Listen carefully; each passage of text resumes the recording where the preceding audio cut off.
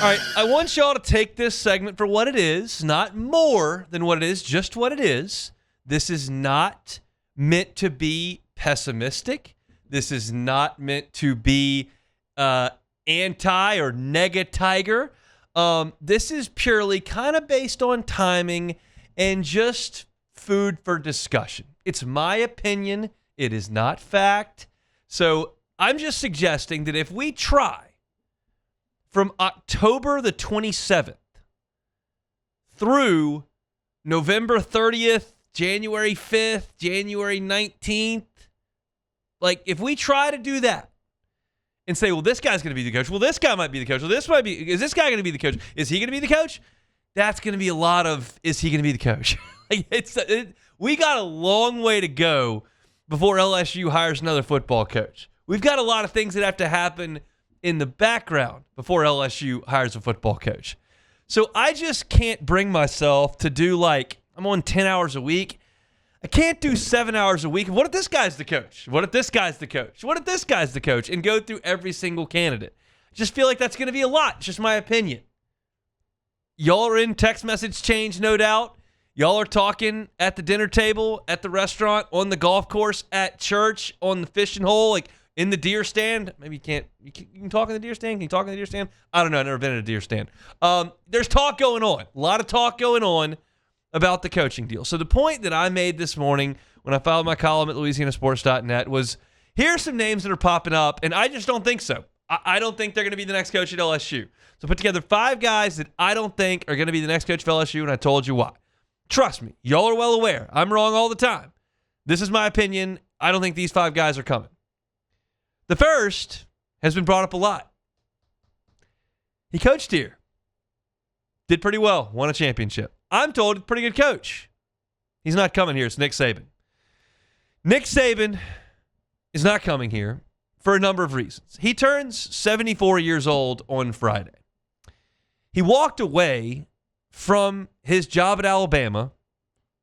By the way, almost won the national semifinal and then walked away. And he walked away, and he said since that he didn't like the transactional nature of the players saying they wanted more money. They still do. He didn't love the fact that the players could just come and say, hey, I'm going to transfer. They still do. And he said he couldn't work the hours that he needed to do the job to his standard. I don't think 2 years after he said that, he's found some sort of magical fountain of youth. I get that even if Nick Saban was hired somewhere this year, it would not be with the intention that he was going to work 8 to 10 more years. It would be a 3 to 4 year deal. And because of the transfer portal and the fact that you can overhaul your roster immediately and the fact that he would command a lot of respect and a lot of people want to come play for him, he could probably have a pretty good season the first year. I just don't think he's doing it. And if he does come back and coach, I think it's going to be in the NFL, where he's got a roster, he's got a quarterback, he's got a general manager, and the hours aren't as much, and he's not babysitting. I don't see it. I don't see Nick Saban coming back to the NIL, transfer portal world, and pressure cooker of the SEC that requires all those hours of recruiting and recruiting your own roster and do it, everything that's involved in it. I don't think he's doing it at 74 years old. I just don't. I don't think Nick Saban is going to be the head coach at LSU. Here's my take on this. You can be one side of this or the other. Here's where I am on the Nick Saban thing. I think it's no chance. I'm willing to go out and say I think it's no chance. Again, I've been wrong plenty of times. It just doesn't make sense to me. Here's next up. This is a name that gets brought up a lot. This is a name that a lot of people really want to come to LSU. I don't think it's happening. I think it's Dan Lanning, head coach at Oregon. You could put him in the discussion with Kirby Smart and Ryan Day atop the sport. Now, Ryan Day's got a national championship. Kirby Smart's got multiple national championships. Dan Lanning does not. But he's got a team that's really good every year. He's got a team that recruits like crazy. They're relevant. Last year, he's probably the second best team in the country. Got a terrible draw because Ohio State lost to Michigan, and Ohio State went out there and beat them. But they're good again this year. He's got a really passionate fan base. That's important. He's got a really talented roster. That's important. He's got the mega booster. That's really important. And he's got everything you could want at Oregon. And they don't have the relentless expectation that a multi-time national championship program has. Oregon expects him to win a national championship at some point, But like if you keep knocking on the door, Oregon likes that. They're happy with that. He becomes a legend doing that if he sits there and does it long enough. And the odds are he probably breaks through and wins one. Why leave that situation where you've got a booster with endless funds, almost literally, not literally, but almost literally endless funds. You've got a program that's humming. You're recruiting very well. You're in a conference that prints money. Like the only thing I can think of for Dan Lanning that Oregon's not great for is it's really hard to get to for the recruits, and it's really hard to get to and get out of to go play. You got to fly across the country to go play conference games. But what's an extra 90 minutes on the plane on Friday and on Sunday? Like, I think he'll live. So I just don't see LSU as being a significant step up from Dan Lanning's current position. They're going to pay him. They're going to pay the roster. They've got the facilities. They've got the fan base. They're in the conference. Like, if Oregon and LSU were both kind of at the same level, kind of mediocre, if Oregon was where LSU is right now and LSU is where LSU is right now, and you're the head coach at Georgia Tech and you're deciding which job to take, like I can see you taking LSU, but Lanning's already got got Oregon where it is. I just don't see it. I don't think Dan Lanning's the next coach at LSU. Joe Brady's gotten tossed about a bunch. Joe Brady's 36 years old. He has never been a head coach in his life.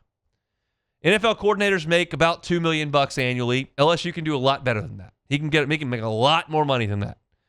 But he's never hired a staff. He's never run a practice. And oh, by the way, he's currently coaching the most talented quarterback in the NFL.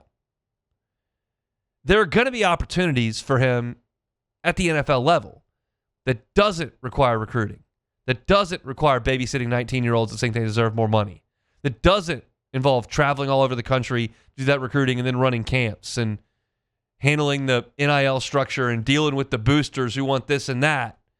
He's got Josh Allen. And if he keeps putting up points with Josh Allen, somebody's going to hire him to be the coach of an NFL team, or you still don't have to babysit 19-year-olds. I feel like Joe Brady is not a great fit for LSU. I would be very skeptical of that hire from an LSU perspective. And I feel like it's just not the direction he wants to take things. Joe Brady did an awesome job here at LSU. But teaching Steve Ensminger to spread the field is not the same as running LSU's football program. And I just don't see Joe Brady abandoning the situation he's in to come to LSU and run the entire operation. Because you see how quickly things can go south. You get paid a lot of money. And look, for the Lanning thing, travel makes sense. For the Brady thing, money makes sense. I just don't think the big picture makes sense. And I'm kind of on that same page with Kelvin Sheppard. Tiger, great. An absolute great at LSU. Was the heart and soul of a couple John Chavis defenses. Then he came after his long NFL career and worked on Ed Orgeron's staff as a director of development. Didn't get a job on the field, so he went to the NFL. Went to the last place he played, Detroit. And they gave him a chance. And now he's 37. He's running a defense for a 5-2 team. And again, it's the same thing as Brady. Like, he's with a really stable organization that just lost both coordinators, is winning a lot of games still. I'm sure it's a pretty comfortable place to work in terms of the environment that Dan Campbell has created there. And he's never done it before. So if you're LSU, do you want to hire a guy who's never done anything like this to come do it at his alma mater just because he played here and his defense has played really well for 7 weeks? I don't know about that. Joe Brady and Kelvin Sheppard are so green in the coaching world. This is a big, big job, a big, big operation. I just don't think it makes a lot of sense for Kelvin Sheppard to come down and do this, or for LSU to think that Kelvin Sheppard is the guy when he's never done anything like this. Those are my top 4. I got one more. Saban, no. Lanning, no. Brady, no. Sheppard, no. 5th, Frank Wilson. Let me talk to you about Frank Wilson, because you know, his Louisiana ties run deep. Loves the state of Louisiana, loves LSU. He's been a head coach at 2 different places. Record, not great. He's worked at Ole Miss. He's worked at Tennessee. He's the interim head coach now that's charged with keeping this group together as they move forward. Every single thing I just laid out to you applies to Ed Orgeron. Been a head coach elsewhere, from Louisiana, deep Louisiana ties, loves LSU, worked at Ole Miss, worked at Tennessee, interim head coach. It's the whole thing. And I just don't think LSU is going to go down that road. I think Frank is a massive asset to this football program. And I don't want to suggest, in the same way I don't want to suggest to Kelvin Sheppard or Joe Brady, like, can't do the job. I just don't think it's the best fit, to use that bad term, at this time. I think LSU needs a reset and to move in a completely different direction. And right now, I think if that new direction doesn't involve Frank Wilson on the staff, it's foolish. I think whoever comes in next needs to understand the errors that Brian Kelly made in running off some key parts of this program. Frank Wilson absolutely is that. But he was 26-40 at UTSA and McNeese. I don't see a lot to suggest he's going to have LSU knocking on the playoffs door from that. Now, it was a different era, different time, different programs, different everything. UTSA was an upstart. McNeese is FCS. I get it. It's not the same. It's not apples to apples.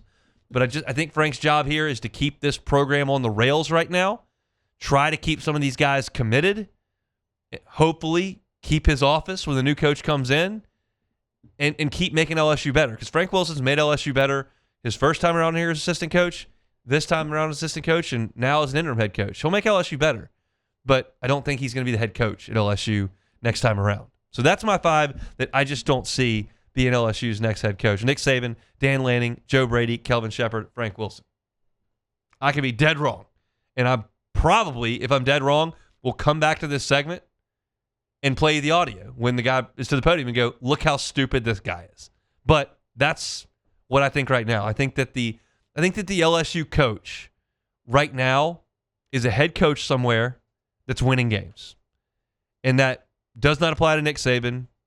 It does apply to Dan Lanning, but I don't think he's the guy. It doesn't apply to Joe Brady. It doesn't apply to Kelvin Sheppard, and it doesn't apply to Frank Wilson. I think that the next head coach is a head coach who's winning games currently. I don't think it's Dan Lanning. Hey, thanks for watching Hunt on LSU. Before you get out of here, do us a couple of favors. Hit that like button, leave your comments below, and subscribe to the channel for all your Fighting Tiger football talk. See you next time.